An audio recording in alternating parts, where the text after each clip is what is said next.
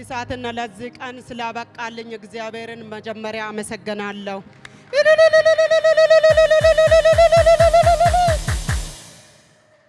የዛሬ 15 ቀን እዚህ መጥቼ ነበርና ግን ምኖረው አዲስ አበባ ነው። ብዙ ጊዜ መጣለው ብዬ አይሳካልኝም፣ አይመቸኝም፣ ቦታውም አላቅም። ከዛ ሁሉ ጊዜ የተመኘው ቤት ፈርሶብኝ አጋጣሚ ክፍለ ሀገር ሄድኩ። ክፍለ ሀገር ሲሄድ የሱ ቅርንጫፍም ክፍለ ሀገር ነበረ፣ የኛ ሀገር ኩሎ ኮንታ ማለት ነው። ከዛ እዛ የተከታተልኩ ምን እያልኩ ባለፈው ወንድም ግሩም እዛ ሄዶ ነበረ። በሰዓቱ ልጄን አልወሰድኩም፣ ዝም ብዬ ነው ኮንፈራንስ ተብሎ ነው የሄድኩት።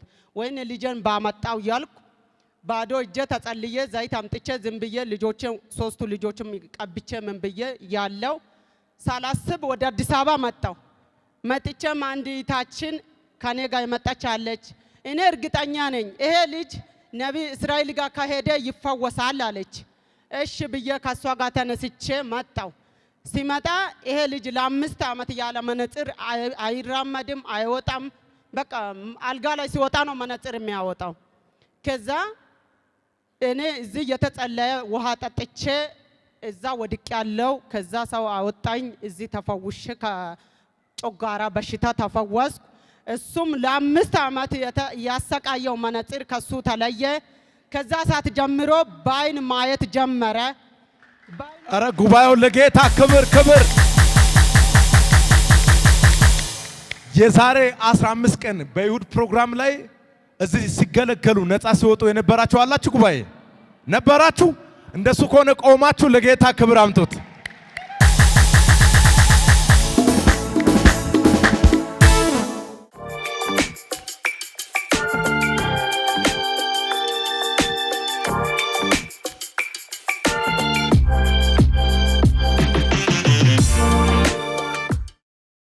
አበበች አክሶ ባላሉ የመጣው በዛና ወርቅ ነው።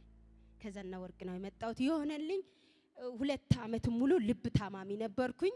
ከዛ እዛ ጋር መጥቼ ቁጭ አልኩ። በምግብ እየገባ ማርስ አለና ነብይ ግሩም ጸለየልኝ።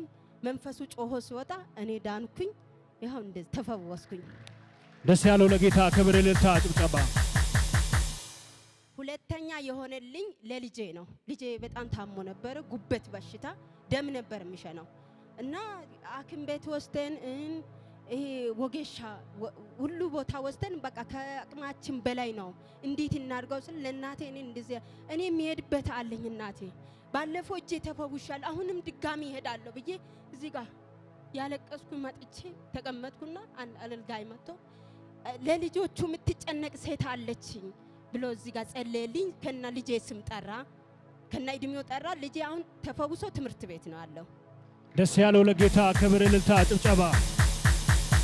ስትነግረኝ ለ2 ዓመት ሙሉ በልብ ኬዝ እሰቃይ ነበረ። እዚህ ስመጣ በጣም በጭንቀት በሐዘን ነበር የመጣሁት እና የእግዚአብሔር ሰው ነብይ ግሩም ሲያገለግል በምግብ የገባ ብሎ በሚቃወምበት ሰዓት ከውስጤ አጋንንት ጮሆ ወጣ። ያም ነገር ከውስጤ ወጣ። ከዛሽ ቀን ጀምሮ የልብ ህመም እኔ ላይ የለም፣ ተፈውሻለሁ። ለጌታ ክብር እልልታ። ሁለተኛ ደግሞ ልጄ እጅግ ከባድ በሆነ በጉበት በሽታ ይሰቃይ ነበር። በዚህ ምክንያት ለ15 ቀን ሙሉ ትምህርት አቁሞ ነበረ። በዛን ምክንያት የአገልጋይ በሚናገርበት ሰዓት ልጅሽ ተፈውሷል፣ ከዛሬ ጀምሮ ነፃ ወጥቷል ብሎ ከተናገራት ከዛሽ ቀን ጀምሮ ልጇ ነፃ ወጥቶ አሁን ትምህርቱን ጀምሮ እየተማረ ነው ትላለች። ለጌታ ክብር እልልታ ጭብጨባ። ጌታ ያደረገልኝ ብዙ ነገር ነው። የመጣው ከዚህ ከአና ማርያም አካባቢ ነው። ጌታ ያደረገልኝ እነዚህ ከኔ ጋር 5 ቤተሰብ ታድጓል ጌታ ማለት ነው። 5 ቤተሰቦች ምን ሆኑ? ከዛሬ 42 ቀን በፊት ሞት መንፈስ እኛ ቤት ገብቶ ነበረ። አጋጣሚ ከመጀመሪያ ከህፃኗ ጀመረ ሞታ ዳነች። ወንዱ ልጅ ጀመረ ሞቶ ለሞትና ለመጨረሻ ነበረ። እሱን ነብዩን ጫንልኝ ያልኩ ተጨነኩ ነበረ። ሐዋርያው በዚህ ያለፈ ነበረ። አንድም ይሄ ቤተሰብ አይበላሽም ብሎ በዚች ያለፈ እጅ ጫነ። ከዛም በኋላ በሳምንቱ መጣው። ሳምንቱ ከመጣው በኋላ ነብይ ግሩም እዚች ጋር መጣና ይሄም እንዲ አይቶ ነከ እቺ ምን ሆነች አለ። እንዲ ሆነች እንቺ ምን ሆነች ሁሉንም ካየ በኋላ እዚያ ወጣ። እባብ ጥግ ላይ በርዛፍ ስር እባብ አለ አለ። በርዛፍ ስር እባብ አለ። የኔን ውሃ ወስደ ዝም ብለ ግቢ ውስጥ ድፋ አለ። ከዛም በኋላ ወስጄ ያን ውሃ በእምነት በፊት ውሃ ምናምን እፈራለሁ እንደሱ እንትን አልለው ያዩት ደፋው ውሃው ግቢው ላይ አርከበከብኩት። ከዛም በሁለተኛው ቀን እንዲህ ሞቱ ወደ እኔ መጣ። ደግሞ ቀጥታ መጣና እኔን አስጨነቀኝ። እግረኝ ያዘኝ ሽባ ሊያደርገኝ ሲፈልገኝ ተኛው፣ አለቀስኩ። ትንሽ ስተኛ የሆነ ቀይ ሰው ሮጦ መጣና ፈውሻለሁ እናንተኛ ላይ እኔ ወገሻ ያደርገኛል፣ ፈውሻለሁ ይላል፣ ወገሻ ያደርገኛል። እሳት 3 ቀን ሙሉ ማታን ቀንም እሳት አይጠፋም ከግቢ የሆነ ሰዎች አይጠፉም። ስንተኛ አይጠፋም። ቀንም እሳት ነው፣ ማታም 3 ቀን። 4ኛው ቀን የሆነ ነገር ሆነ። ይዛው እባቡን ሞተ፣ የሆነ ሆኗል። በቃ እባቡን ሞቷል። እኛ 5ታችን ነፃ ሆኗል። ለጌታ ክብር አምጡት።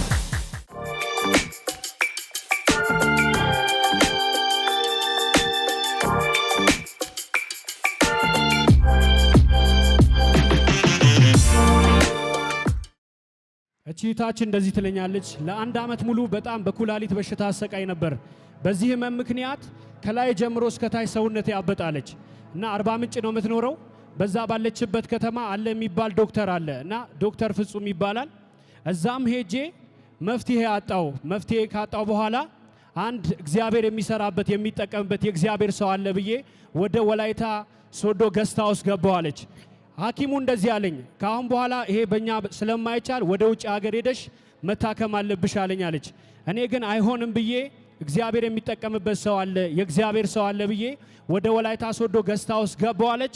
በዛን በገባው ሰዓት ሐዋርያው እንደዚህ ብሎ ነገረኝ፣ ከዛሬ ጀምሮ ይሄ በሽታ ባንቺ ላይ አይሰራም፣ ተፈውሰሻል፣ ነፃ ወጥተሻል፣ ለምስክርነት ትቆሚያለሽ አለኝ።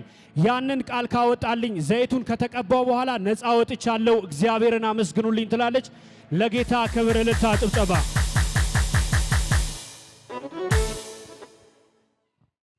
ስሙ የእግዚአብሔር የተባረከ ይሁን።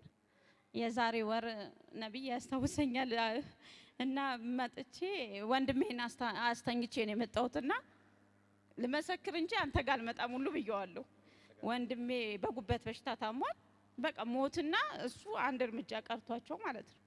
ከዛ ውሃ ላይ ስረጭ እንደውም እየቀለደ ነው ብዬ ነው ወጥቼ ሄድኩት። አልመጣም እዚህ ቸርች ብዬ ሲሄድ እኔ ቤት ስደርስ ምግብ አይበላም ነበር። ተነስቶ መብላት ጀምሯል፣ ስራ ጀምሯል። አረ ጉባኤው ለጌታ እንደገና ከፍ ያለ ምስጋና። ክብር ለኢየሱስ ይሁን። ስሜ ቆንጂት በቀለ እባላለሁ። የመጣሁት ከዓለም ባንክ ነው እና ይሄን የምታዩት ልጅ ሐምሌ ወር ላይ ምንም በማይታወቅ ሁኔታ ሙሉ ጭንቅላቱ ቆስሎ ደምና ምግር እየወረደ ከዛ እንደ ትል ነገር ማውጣት ጀመረ። ከዛ በኋላ ማረጎ ነገር ጠፋኝ። ቤቱ ዝም ብዬ እየጸለይኩኝ ጎረቤቶቼ እየመጡ ግቢው 3 አይነት እምነት ነው ያለው።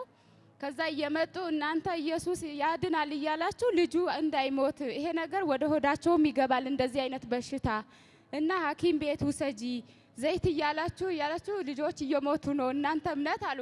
እኔ በኢየሱስ ስም እኔ ያመንኩት እግዚአብሔር በበሽታ የሚመታ ሳይሆን ከበሽታ የሚፈውስ ነው። አልወስተውም ብዬ እምቢ ብዬ ወደዚህ መጣሁኝ። ከዛ ስመጣ እየጸለየ ያለ ተፈውሷል ብሎ ጸለየ። ቤት ውስጥ በተኛበት ቀባሁት 2 ቀን። ከዛ ጭንቅላቱ ላይ እየደረቀ ጸጉሩ ከቁስሉ ጋር እየተነቀለ ደስ ያለው ለጌታ ክብር እልልታ እየተነቀለ መሬት ላይ መራገፍ ጀመረ። ከዛ በኋላ መሃል አናቱ በእሳት እንደተቃጠለ ነገር ጸጉር የለም ምን የለም ባዶ ሆነ በቃ። ከዛ ሰው ሁሉ ይሄ ካንሰር ነው አለ። በኢየሱስም ቃል ወጥቶበታል የኛ ጌታ ያድናል እንጂ አይገልም ብዬ ከሙስሊሞች ጋር ተከራከርኩኝ። ልጄ አሁን ኖርማን ጸጉሩ ሞልቶ በቃ ኖርማን ተፈውሷል።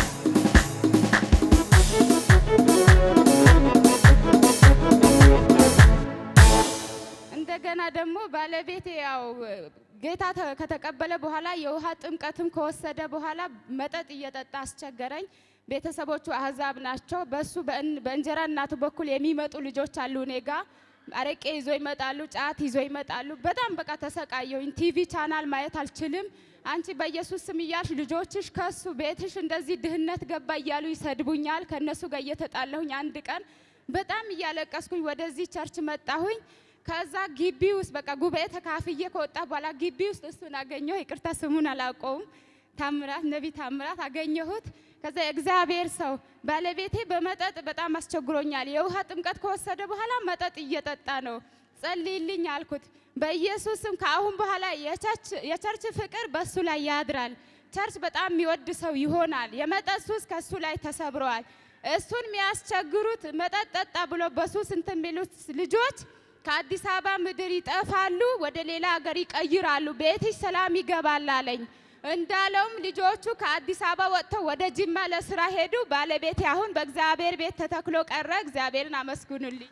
ለጌታ ደስ ያለው እልልታ ጭብጨባ